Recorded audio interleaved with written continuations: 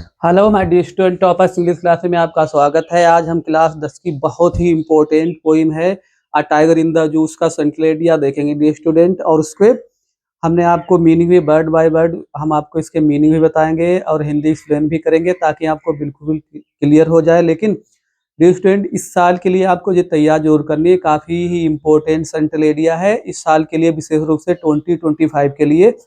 ये जो UP board examination होने वाला है, एग्जाम होने वाला है, उसमें ये जरूर आ सकती है। लेकिन उससे पहले रिक्वेस्ट है कि आप मेरे चैनल टॉपर्स इंग्लिश क्लास को सब्सक्राइब करें, मेरे वीडियो को लाइक करें, शेयर करें और डियर स्टूडेंट कमेंट जरूर करें। तो डियर स्टूडेंट आइए देर ना करते हुए देखते हैं। देख क्या है a tiger in the zoo, मतलब चिड़ियाघर में एक टाइगर या पिंजरे में कैद एक टाइगर। देखो, सेंट्रल एरिया मतलब होता है केंद्रीय भाव। केंद्रीय भाव मतलब जो पोइम के बारे में जो कुछ बताया जाता है, मुख्य जो उसका मुख्य भाव होता है, मुख्य सारांश होता है, वही होता है। तो देखेंगे क्या है द पोइम, मतलब कविता a tiger in the zoo. A tiger in the zoo नामक जो कविता हैज बीन कंपोज्ड बाय, इसकी रचना की गई है बाय मतलब के द्वारा, अ फेमस मतलब प्रसिद्ध English poet Leslie Norris. English poet मतलब जाने जे इंग्लैंड के रहने वाले हैं डियर स्टूडेंट, इंग्लैंड के रहने वाले जो कवि हैं लेस्ली नॉरिस, उन्होंने इसकी रचना की है।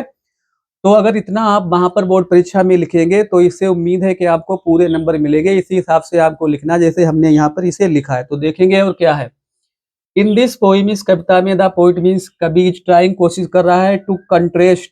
कंट्रेस्ट मतलब होता है विरोधाभास बताने की, विरोध बताने की कोशिश कर रहे हैं, वो हमें बताने की कोशिश कर रहे हैं क्या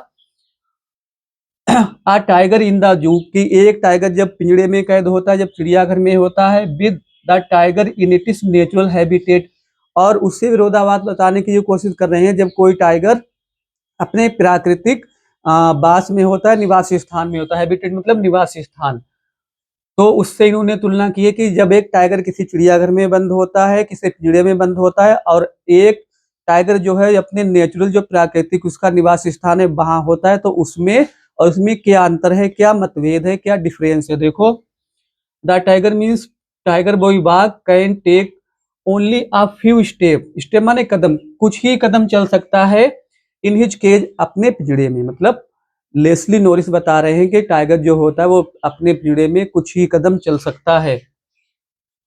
बट मीन्स लेकिन इन द फॉरेस्ट, लेकिन यदि वो जंगल में होगा, ही कैन मूव फ्रीली, वो स्वतंत्रता पूर्वक चल सकता है, कहीं भी आ जा सकता है। एंड हंटिंग माने शिकार करना होता है स्टूडेंट, वो शिकार कर सकता है। एट हिज ओन विल, अपनी स्वयं की इच्छा से वो शिकार कर सकता है।